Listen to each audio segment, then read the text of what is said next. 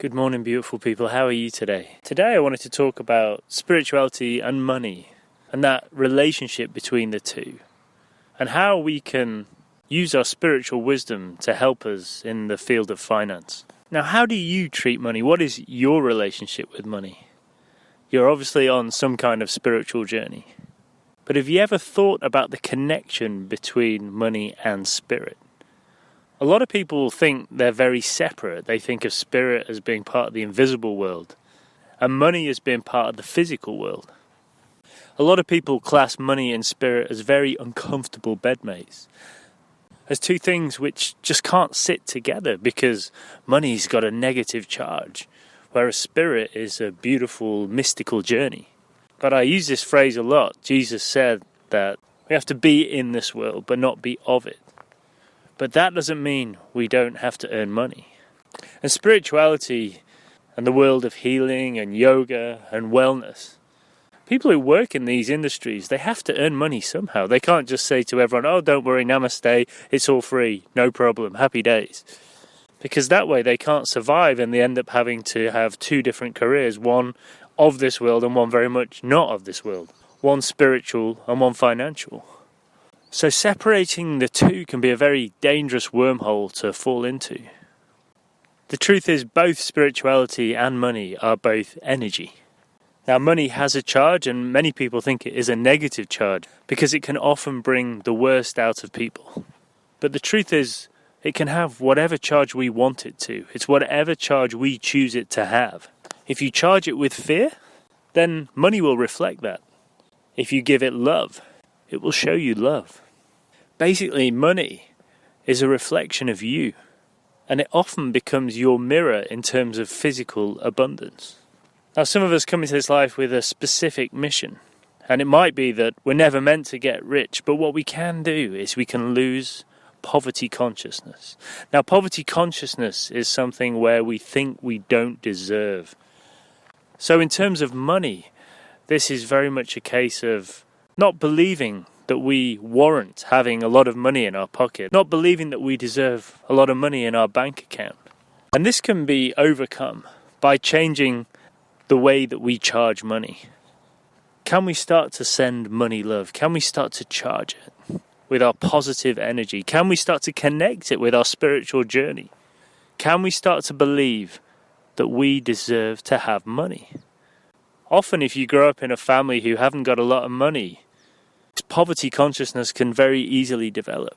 But by the same token, if we flip it round and start to believe that we deserve it, that money is simply a reflection of love, a reflection of spirit, then this poverty consciousness becomes an abundance consciousness. And for those of you who are really having problems connecting the financial world with the spiritual world, just look at your journey and see that everything is part of it. Every aspect of you becomes a part of your mission in life. Whether that's praying, whether that's meditating, or whether that's living and surviving and thriving in this world.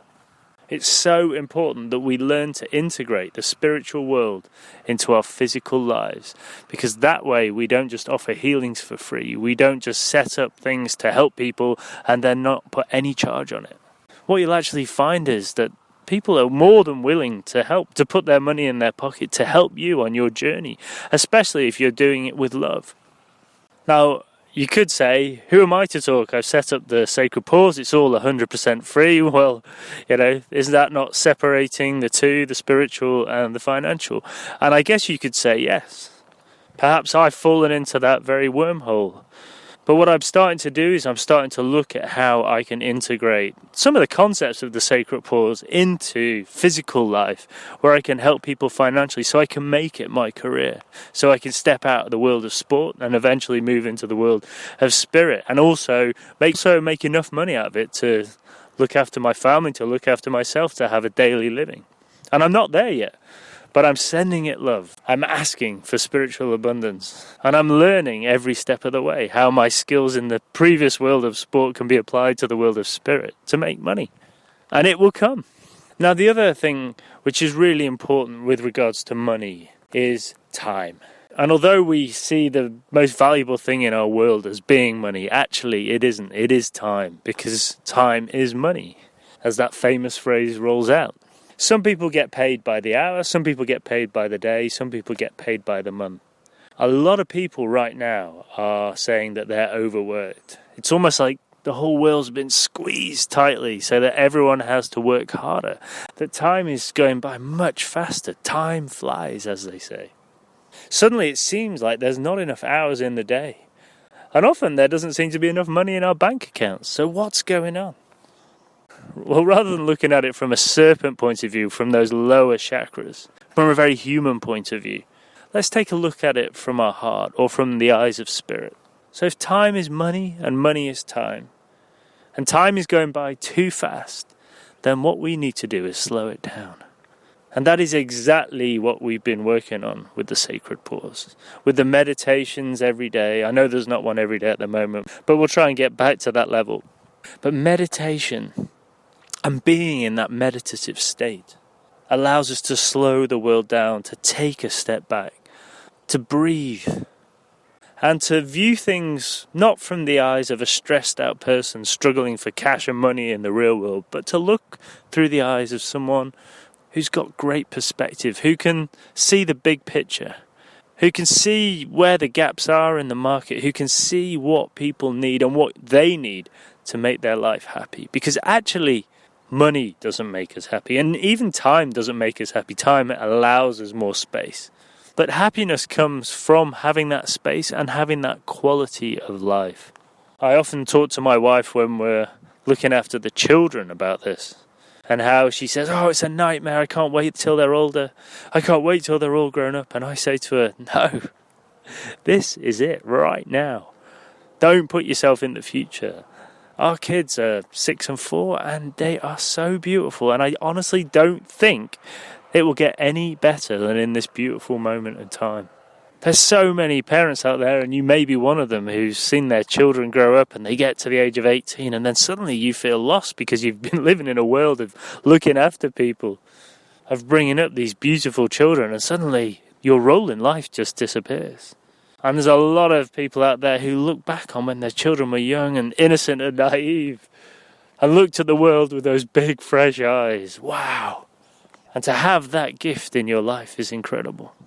But if you don't stay present, if you look at life as a rat race of getting up in the morning, getting everyone ready, charging to school, having breakdowns, throwing them out of the car, throwing them into school, going to work, being overworked, pushing yourself to your limits, maybe doing exercise at lunchtime or doing something, or shoving the food down your face so you can get back to work, and then as soon as you finish, charging back, picking the kids up. I mean, this is not the way to live life. And if you do this, it means you really struggle to stay present. You can have all the money in the world, but it also means that you struggle for time. It means you struggle for energy. And you never get that opportunity to go into that eagle perspective and just look at life to see where the beauty is. But it's very difficult to tell somebody who's caught in that rat race, who's caught up in that trap, that they're not being present and they're not making the most of the beautiful upbringing of their children. Only they can take a sacred pause and stop and watch life. And if they choose not to see the wind dancing with the trees, to hear the songs of the bird, to listen to the music of life, and to see the sacred gaps between the notes, then their life will be challenging. And there is a risk that in 20 years' time, 30 years' time, they'll look back and they'll say, "Oh, it all went so fast. Where did it all go?" Because it's in those gaps, within that pause, that we create time. That's where we see the opportunities. That's where the abundance and the opportunity for abundance steps forward in the shape of time, ideas, joy, beauty, and money. And that's where we can also positively charge money in those moments. Send it love. Appreciate it. Don't see it as a negative, but see it as a part of the love pie, completely integrated with spirit. And some people call it the gap, some people call it calm, some call it self-remembering. It doesn't really matter, but it's in these moments that we can claim back our lost time. We can claim back ourselves, and this is how we flip the world round from stealing our time, stealing our lives, stealing our energy, stopping ourselves from becoming slaves to money and to life and to time. Because suddenly we're taking control of our lives again. We're dictating the pace of our world. And this way we can develop this loving relationship with money and with time. And when we get to this space, we stop worrying about money. We stop obsessing about how we can make money. And this disconnects us from that negative charge that we attribute to it. Finally, we shed the skin of desperation. We shed that negative relationship. And instead of being desperation, it becomes abundaration. Suddenly we've surrendered. And you know what happens when we surrender? When you let go of the thing you obsess about, suddenly it comes to you in great abundance. And when that abundance comes, we can breathe again. We can look at the world with great beauty. We can enjoy the money we have. Because a lot of people who have lots of money, they're not happy. It's a complete myth that money buys us happiness. But if we have time, space, money, and if we look through the eyes of the heart, we can see a much more beautiful life. We don't need to be rolling in money. But it can come in handy, especially in times like now, when it seems that a lot of people are losing their jobs. So, give money that positive charge. Give yourself time. Give yourself space. Claim back that lost time. Claim back yourself. And let's dance in the sacredness of life and beauty once again. Thank you so much for listening.